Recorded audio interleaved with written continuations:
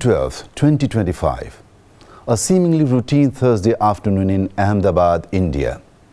Air India Flight 171, a Boeing 787 Dreamliner, prepared for its journey to London Gatwick. A flight meant to connect continents, a symbol of modern aviation's promise. But within moments of takeoff, that promise shattered, leaving behind a scene of unspeakable devastation and a profound question: what went wrong? We will try to find answers in this episode of History Behind Headlines. Safety in the skies.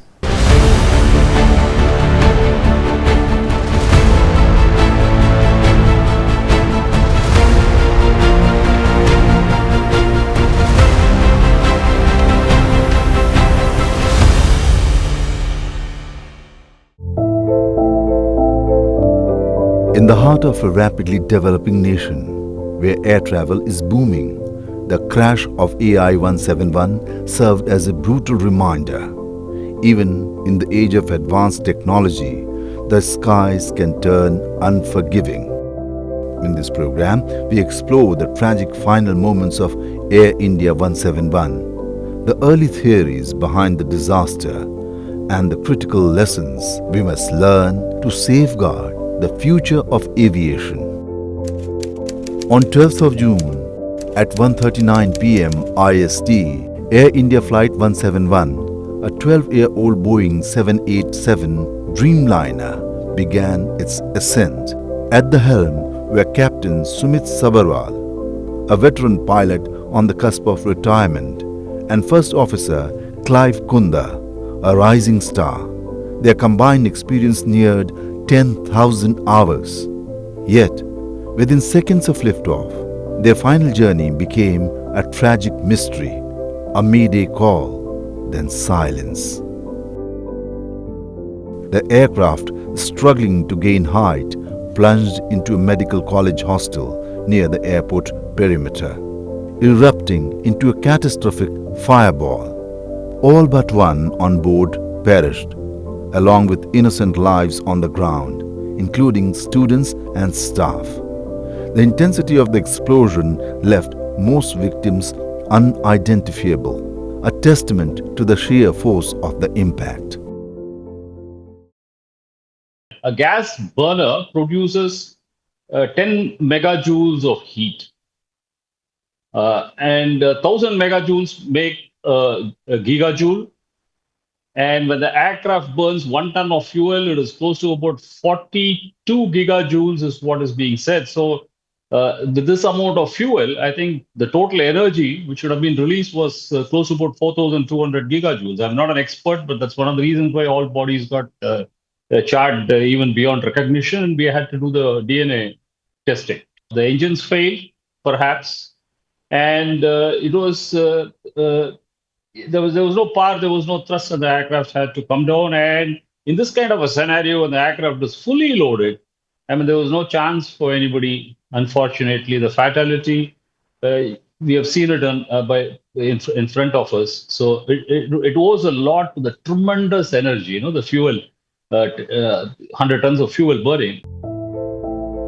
The investigation began immediately, with the crash site sealed and the black boxes recovered.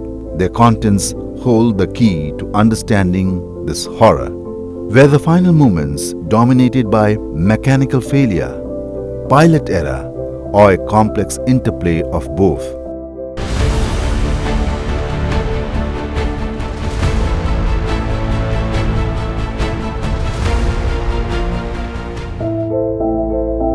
Amidst the devastation, a miracle, one that defies logic and offers a glimmer of hope in the darkest hour. Out of 242 lives on board, just one survived. Vishwas Kumar Ramesh, seated at 11A, right beside the emergency exit, lived to tell the tale. Though physically battered and emotionally scarred, the miracle survival of Vishwas Kumar Ramesh is not just extraordinary, it may hold vital clues for investigators. Vishwas Kumar's experience inside the cabin, the sounds, the smells, any alarms. The crew's final actions could provide invaluable insights into the moments leading up to the crash. What did he see? What did he hear in those final moments before the crash? His words could help piece together what really went wrong aboard AI 171. Miraculous indeed that his life was saved by an act of God. But I have, my own doubts as to what he will be in a position to provide. Even if experts were on board and they were the lone survivors, I don't think they would have anything much to say. The entire event took place under a minute, under a nautical mile from the end of the runway. So there is hardly anything. Perhaps the only fact is that when he was narrating, and then that was a very sketchy narration of what had happened. He said, the lights flickered before the aircraft came down, and this many of the experts are now corroborating with the RAT deployment, the ram air turbine deployment, just prior to the aircraft coming to a grinding halt, or crashing on the medical college building. But the tragedy extended far beyond the aircraft itself. The BJ Medical College hostel, situated perilously close to the airport boundary, bore the brunt of the impact. The fuselage tore through 2 floors, instantly claiming the lives of students and staff, leaving dozens with injuries and trauma. This heartbreaking outcome has reignited a critical debate in India: the urgent need for better urban planning, adequate airport buffer zones, and responsible land use around flight paths in our rapidly expanding cities. While investigators meticulously comb through the wreckage and data, several plausible theories have emerged. Each highlights the delicate balance of aviation safety, where a single misstep or malfunction can lead to catastrophe.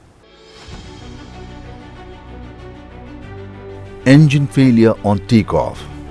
Preliminary eyewitness accounts suggest the aircraft struggled almost immediately.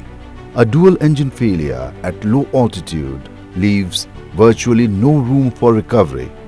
Investigators are examining factors like foreign object ingestion, a bird strike, perhaps fuel contamination, or a mechanical failure within the engine itself. There's no thrust. The engine, the aircraft can't steer through air with those kind of speeds. An aircraft normally would be doing close to about 200 knots perhaps at that point in time, which is about 400 kilometers per hour, in order to sustain the flight and then continue. That did not happen, and so the aircraft had to essentially come down. It's just a machine. Anything that goes up has to come down, unfortunately. And it was not perhaps controlled. Flap or control surface malfunction. Takeoff demands precise configuration of flaps and slats for lift. Any misalignment could lead to an aerodynamic stall, a fatal condition when close to the ground.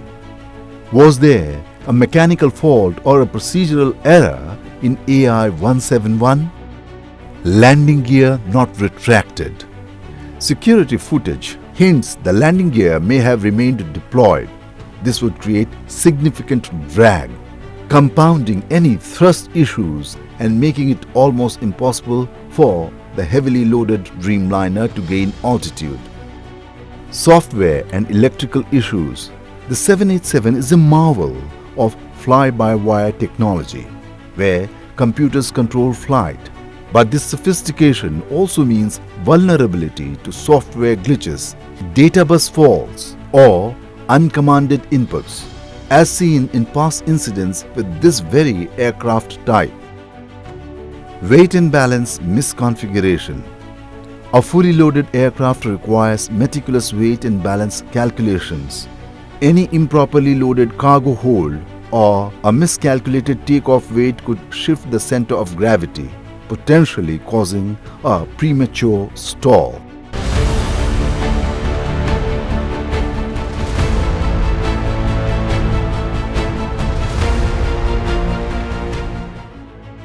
Clearer audio and video from the June 12 crash show that the ram air turbine (RAT), a small propeller-like device which deploys automatically when there is a dual engine failure or total electronic or hydraulic failure, was deployed on the Dreamliner. The RAT uses wind speed to generate emergency power, and experts say its deployment, which happens automatically, points to three possible scenarios. Both engines of the aircraft failed, it suffered an electronic failure, or its hydraulics failed.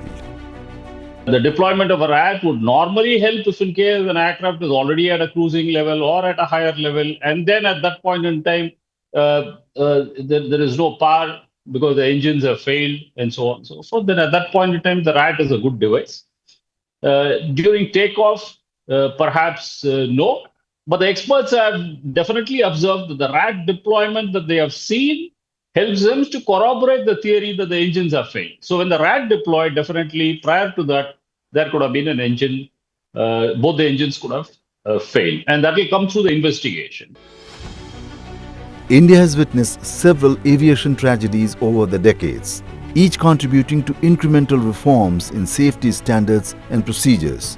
Air India Express Flight IX 1344, 2020, a Boeing 737 crashed while landing at Kozhikode during heavy rains. The aircraft overshot the tabletop runway, split into two and killed 21 people. Mangalore crash of 2010. Another Air India Express flight overshot the runway at Mangalore Airport, killing 158 of 166 passengers. The Court of Inquiry found pilot error and poor judgment. Indian Airlines Flight 113, 1988. This flight from Bombay to Ahmedabad crashed during approach due to poor visibility and miscommunication, killing 133. Charkhi Dadri mid-air collision, 1996. India's deadliest aviation accident involving a Saudi Arabian Airlines Boeing 747 and Kazakhstan Airlines Ilyushin 76 colliding mid-air near Delhi, killing 349. It led to the implementation of mandatory use of onboard collision avoidance systems (TCAS).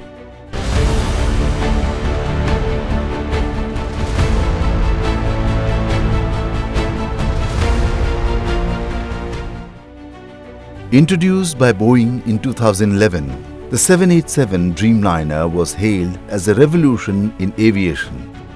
The safety features of the 787 Dreamliner included advanced fly-by-wire systems, redundant hydraulic and electric backups, sophisticated flight envelope protection software, real-time health monitoring for key systems, next-generation GE or Rolls-Royce engines, higher cabin pressure and humidity for better passenger experience. But concerns persist. The aircraft has faced its share of scrutiny.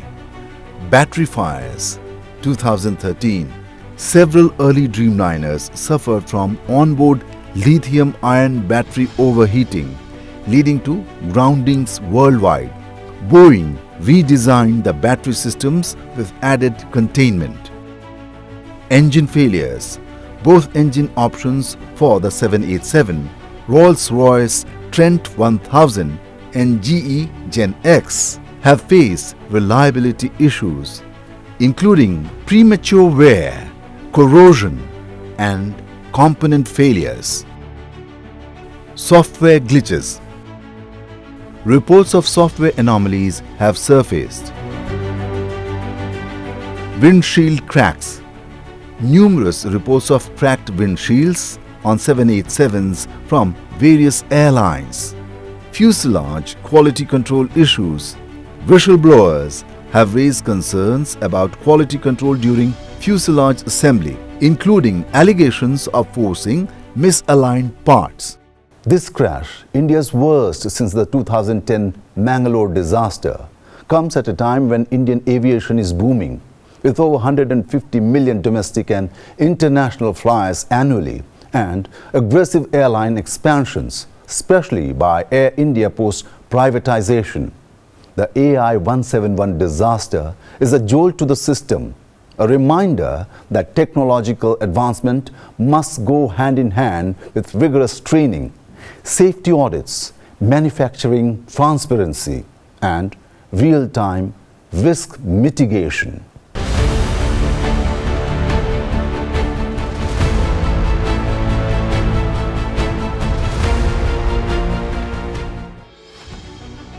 Ensuring the safety of an aircraft in flights is one of the most complex achievements of modern engineering and human coordination. Behind every takeoff and landing lies an intricate web of machines, sensors, protocols, communication systems, and human expertise, all designed to eliminate or mitigate risk. Let us break down how aviation safety operates, from the moment an aircraft is built to when it soars through controlled airspace. Safety begins on the drawing board. Every commercial aircraft is meticulously designed with redundancy, fail-safes, and crash survivability in mind. Redundant systems, aircraft systems like hydraulics, electronics, and flight controls are built in triplicate. Engine safety. Modern engines are tested to operate under extreme conditions and are capable of continued flight even if one engine fails. Fire and fuel safety. Fuel tanks are pressurized with inert gas and the cabin is equipped with fireproof insulation and automatic suppression systems. Lighting and turbulence protection. Aircrafts are designed to withstand lighting strikes and structural stress. Even the most advanced aircraft needs trained professionals at the controls. Aviation safety is heavily dependent on the skill, discipline, and decision-making ability of pilots and crew. Simulator training. Pilots undergo regular simulator training that replicates engine failure, stall recovery, and emergency landings. CRM, Crew Resource Management. Pilots and the crew are trained to communicate clearly, reducing human error through teamwork and checklists. Flight duty limitations. Regulations govern pilot flight hours to minimize fatigue. We've had excessive human-machine interface issues. There are issues of automation, and this happens across aviation. We increasingly are looking at automation, and we are at a point where there are discussions about whether artificial intelligence should be used in aviation. But with all these things, one of the fundamental problems is how far are we training people to use? So at the level of the designer, they know entirely about these technologies. Whereas at the level of the human in the loop, what they call the human in the loop, perhaps people aren't trained adequately, and they're only trained to the extent that the course developers think that somebody needs competencies. So this is one gray area which I think the aviation authorities of different nations who are signatories to the Chicago Convention should consider. This is something even the International Civil Aviation Organization should consider. Once airborne, aircraft are monitored and guided by air traffic control, which uses a combination of radar and satellite systems to ensure safe separation. Primary and secondary radar, ATC radar systems track aircraft positions, interacting with aircraft transponders. ADS-B, Automatic Dependent Surveillance Broadcast, a newer system that allows planes to broadcast their position using GPS for more accurate tracking. Conflict alert systems. If two aircraft gets too close, ATC systems automatically generate alerts. Modern aircraft are equipped with intelligence systems that monitor performance and alert pilots to any abnormalities. Flight Management Systems (FMS) handles navigation and fuel optimization, reducing pilot workload. Ground Proximity Warning System (GPWS) warns pilots if the plane is too close to terrain.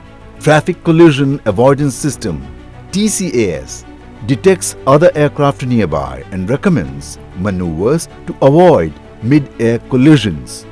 Engine Monitor Systems constantly analyze engine health. Weather Radar provides real-time updates on storm cells, turbulence and wind speed. The black boxes are the most critical tools in post-crash investigation. Flight Data Recorder (FDR) records hundreds of parameters like altitude, speed and engine performance, often storing 25 hours of data. Cockpit Voice Recorder (CVR) captures the last 2 hours of cockpit conversations, alarms and background noise. Both are encased in titanium or steel, painted bright orange and located near the tail for maximum survivability. They are designed to survive extreme temperatures, deep sea submersion and high impact shocks. These devices are the final truth tellers in an event of disaster.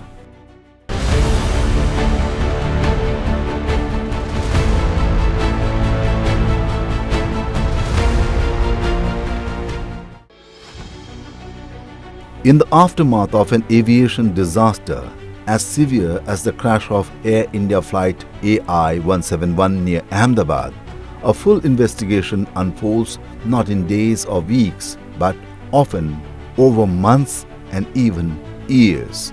Each air crash becomes a forensic puzzle pieced together by aviation experts, safety authorities and accident reconstruction teams, all working towards the same goal: understanding what went wrong and ensuring it never happens again. But this journey is rarely smooth.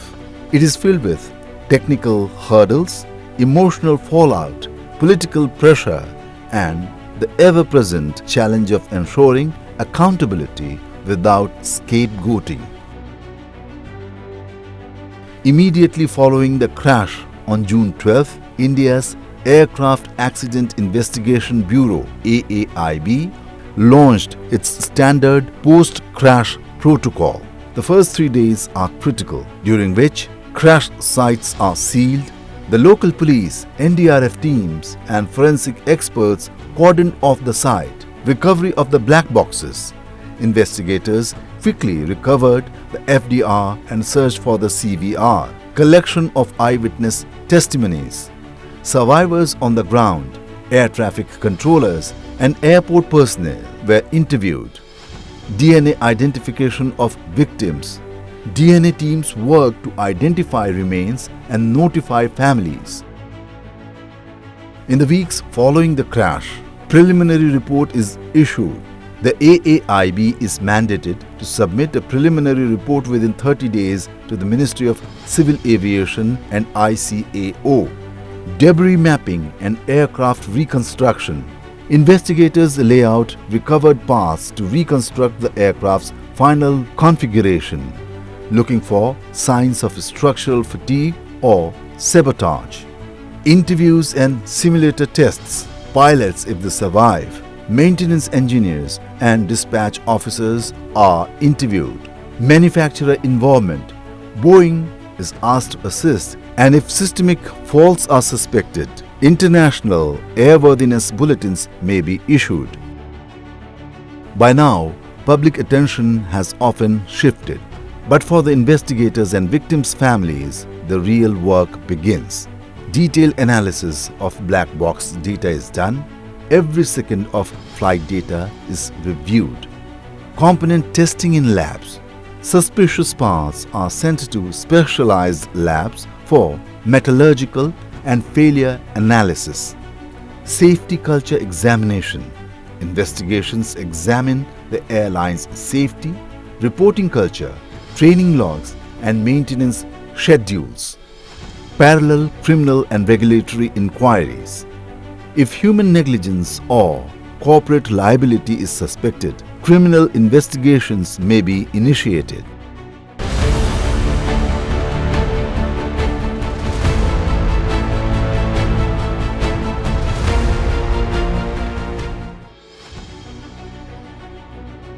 Because the AI-171 was a Boeing 787, the U.S. National Transportation Safety Board (NTSB) and Federal Aviation Administration (FAA) have joined the inquiry. Boeing is obligated under ICAO rules to assist. If a pattern of flaws is found, the FAA can ground aircraft globally, as it did after the 737 MAX crashes.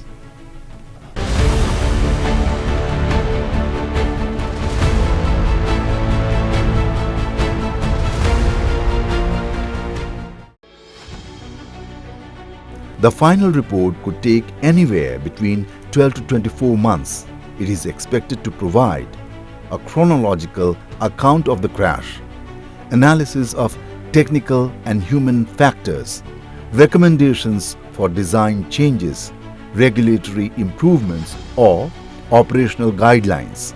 The report is not intended to assign legal blame, but to improve safety. However, it often serves as a basis for lawsuits, insurance claims, or civil criminal proceedings. Assigning responsibility is often the most contentious part of aviation disasters. Human versus mechanical failure. Even if mechanical failure is proven, one question is always asked: did the pilot respond correctly? It is important to note that, in most cases, the pilots are not around to defend themselves, making it easier to place the blame on their shoulders. Corporate shielding. Airlines may blame the manufacturer. Manufacturers may point to maintenance. Governments may cite unforeseen circumstances. Delayed legal closure. Families of victims often wait years for compensation. Crashes like AI-171 reignite calls for faster black box data extraction, real-time aircraft health monitoring, mandatory crash alerts to international bodies, independent investigation agencies insulated from political influence, streamlined legal systems to ensure timely compensation for victims' families. With the AI-171 crash causing the worst aviation loss in India in over a decade, both public pressure and international scrutiny will be intense. Aviation crash investigations are not about blame. They are about truth, learning, and prevention. For the families left behind, the truth often arrives painfully late. But without it, no progress is possible. The tragic crash of Air India flight A1171 has reignited difficult but necessary questions about the safety of Indian skies and the systems that support them. As India's aviation sector grows rapidly, with more routes, larger aircrafts, and a booming middle class taking to the skies, ensuring that this growth is backed by robust safety frameworks, cutting-edge technology, and uncompromising accountability is no longer optional. It is imperative. That is all we have in this program. Thanks for watching.